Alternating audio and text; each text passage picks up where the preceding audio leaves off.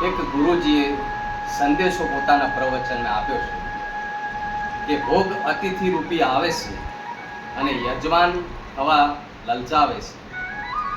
અંતે આપણને કાયમ માટે ગુલામી બનાવે છે.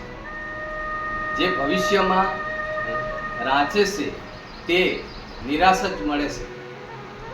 જે ભવિષ્યમાં રાચે છે તેને નિરાશા જ મળે છે. ક્રોધ મુશ્કેલીઓનો નોતરે છે અને અભિમાન તેને સ્થાયી બનાવે છે. માનવ ઇતિહાસની કરુણતા એ છે કે ભોગોની બૌદ્ધિક સાથે આનંદનો ક્ષય થાય છે. માનવતાનો ઇતિહાસની કરુણતા એ છે કે ભોગોની વૃદ્ધિ સાથે આનંદનો ક્ષય થાય છે. સંસાર એ છે કે જે પોતાના આનંદ માટે પરિસ્થિતિઓ ઉપર નિર્ભર રહે છે. મન એ માયાનો ખેલ માત્ર છે. યાદ રાખો, આ સમય પણ પસાર થઈ જશે. જે શિસ્તનું પાલન કરે છે તે જ શિષ્ય.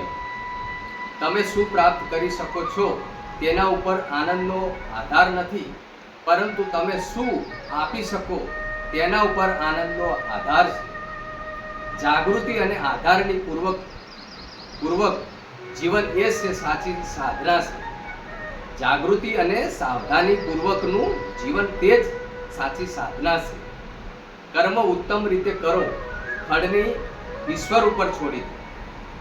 કાર્યક્ષમતા એટલા કાર્ય કરો કે નિપુણતા લાવવાનું સમર્થન હોય. શ્રદ્ધા અને પ્રાર્થના વગરનું કર્મ એ સુગંધ વિનાનું જે પુષ્પ હોય છે એવું લાગે છે. જે પ્રત્યક્ષ નથી તેના વિશ્વાસ એટલો જ શ્રદ્ધા ઉપર અને શ્રદ્ધાના ધ્યેયના દર્શન તે જ શ્રદ્ધાનું ફળ છે. કૃપા પ્રયત્ન હોવા છતાં પણ જો પ્રયત્નથી જ અનુભવ થાય છે. કૃપાનું સર્વોચ્ચ સ્વરૂપ મૌન છે. હું પૂર્ણ શાંતિ સ્વરૂપ છું. મનની આ અનુભૂતિ તે જ ધ્યાન છે. મૌન અને પવિત્રતા વાણીની સમર્થન બક્ષે છે. પરમાત્મા એ છે કે જ્ઞાન આપે છે અને સત્ય છે, અને હું પરમાત્મા છું એ વિજ્ઞાન છે. પ્રેમ આપવો અને પ્રેમ પામવો એ જીવનનો પરમ આનંદ છે. જ્ઞાનીઓનો માર્ગ છે સ્વતંત્રતા છતાં પણ શરણાગતિ. જે જ્ઞાનીઓ મહાપુરુષો છે છતાં જ્ઞાનીઓનો માર્ગ એ છે કે સ્વતંત્રતા છતાં પણ શરણાગતિ સ્વીકાર. એને શરણાગતિ કહેવાય છે. મહત્વ લોકોને મહત્વ, સમયનું મહત્વ, સુખ પહોંચાડવાનું અને અમારું ધ્યેય છે.